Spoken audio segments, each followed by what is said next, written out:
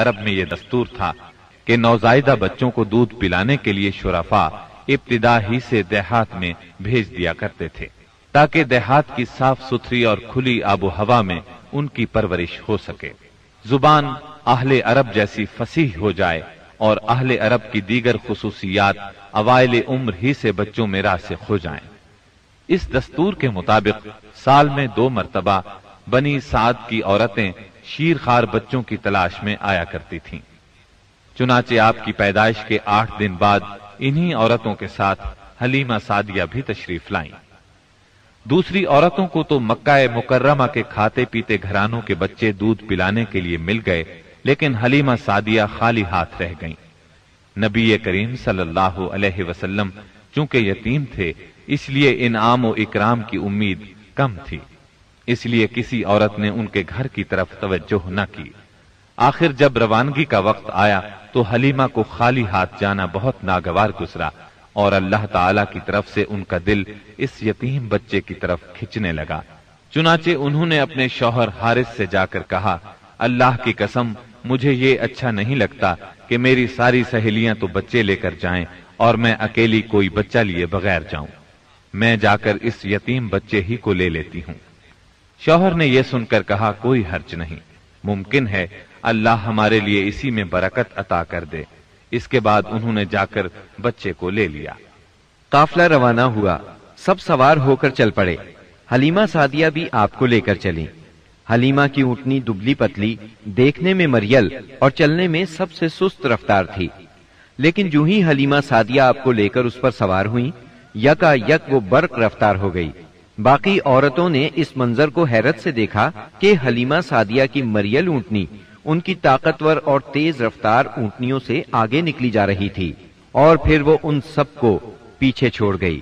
یہ تبدیلی دوسری عورتوں کے لیے کسی معجزے سے کم نہیں تھی۔ حلیمہ کے والد ابو زویب کا نام عبداللہ بن حارث تھا، وہ نبی صلی اللہ علیہ وسلم کے رضائی نانا ہوئے۔ حلیمہ کے شوہر کا نام حارث بن عبد العزیٰ تھا، یہ دونوں ہی قبیلہ سعد بنی بکر بن حوازن سے تعلق رکھتے تھے۔ اسی طرح حارث کے بچے آپ کے رضائی بھائی بہن ہوئے۔ جب تک آپ صلی اللہ علیہ وسلم حلیمہ سعدیہ کے گھر رہے، ان کا گھر برکتوں سے مالا مال رہا۔ حلیمہ بیان کرتی ہیں کہ وہ جب آئی تھیں تو قحط سالی کا دور تھا۔ ان کے پاس ایک گدھی تھی جو اس قدر دبلی پتلی اور مریل تھی کہ پورے قافلے میں سب سے سست اور مریل چال چلتی تھی۔ ایک اونٹنی بھی تھی مگر وہ قطرہ دودھ کا نہیں دیتی تھی۔ حلیمہ کا اپنا بچہ بھوک سے بے قرار ہو کر بلکتا رہتا تھا، خود سوتا نہ ماں باپ کو سونے دیتا، مگر جب وہ آپ کو لے کر اپنے گھر آئیں اور آپ کو گود میں لیا تو سینہ دودھ سے بھر گیا، یہاں تک کہ آپ نے پیٹ بھر کر دودھ پیا، اور آپ صلی اللہ علیہ وسلم کے ساتھ حلیمہ کے بیٹے نے بھی خوب دودھ پیا، پھر دونوں آرام کی نیند سو گئے۔ اس رات حلیمہ کا بچہ بالکل نہ رویا۔ ادھر شوہر اونٹنی کے پاس گیا تو کیا دیکھتا ہے، تھن سے دودھ ابلا چاہتا ہے، چنانچہ وہ دودھ دوہنے لگا۔ اس نے اس قدر دودھ دوہا کہ گھر کے سب برتن بھر گئے۔ دونوں نے خوب دودھ پیا اور آرام کی نیند سو گئے۔ حلیمہ سعدیہ کا گھرانہ سب سے زیادہ قحط زدہ تھا، لیکن مکے سے واپسی کے بعد ان کی یہ حالت ہوئی کہ جب بکریاں چر کر گھر واپس آئیں تو ان کی کوکھیں نکلی ہوئی تھیں اور تھن دودھ سے لبریز تھے۔ اب گھر والے خوب دودھ پینے لگے، جبکہ قحط کی وجہ سے دوسرے گھرانوں کو دودھ بالکل نہیں ملتا تھا۔ یوں اس گھرانے کو مسلسل خیر و برکت نصیب ہوئی۔ حلیمہ کا دستور تھا کہ وہ ہر 6 ماہ بعد آپ کو مکے لاتی، والدہ اور خاندان کے لوگوں سے ملاتی، اور پھر اپنے دیار بنی سعد واپس لے جاتی۔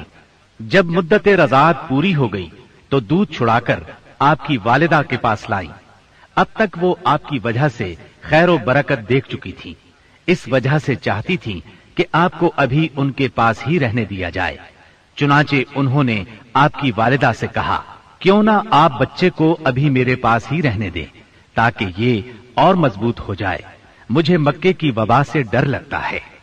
والدہ اس پر راضی ہو گئیں اور حلیمہ آپ کو لے کر خوش خوش اپنے گھر آ گئیں۔